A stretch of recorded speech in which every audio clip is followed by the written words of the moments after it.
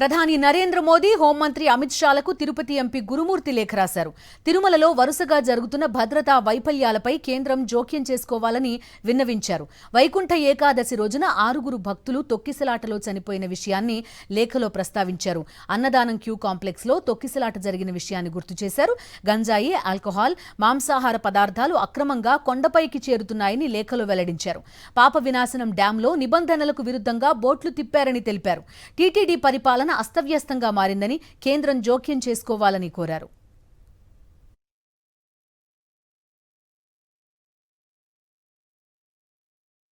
ప్రధాని నరేంద్ర మోదీ హోంమంత్రి అమిత్ షాలకు తిరుపతి ఎంపీ గురుమూర్తి లేఖ రాశారు. తిరుమలలో వరుసగా జరుగుతున్న భద్రతా వైఫల్యాలపై కేంద్రం జోక్యం చేసుకోవాలని విన్నవించారు. వైకుంఠ ఏకాదశి రోజున 6 భక్తులు తొక్కిసలాటలో చనిపోయిన విషయాన్ని లేఖలో ప్రస్తావించారు. అన్నదానం క్యూ కాంప్లెక్స్ లో తొక్కిసలాట జరిగిన విషయాన్ని గుర్తు చేశారు. గంజాయి, ఆల్కహాల్, మాంసాహార పదార్థాలు అక్రమంగా కొండపైకి చేరుతున్నాయని లేఖలో వెల్లడించారు. పాప వినాశనం డ్యాంలో నిబంధనలకు విరుద్ధంగా బోట్లు తిప్పారని తెలిపారు. టీటీడీ పరిపాలన అస్తవ్యస్తంగా మారిందని కేంద్రం జోక్యం చేసుకోవాలని కోరారు.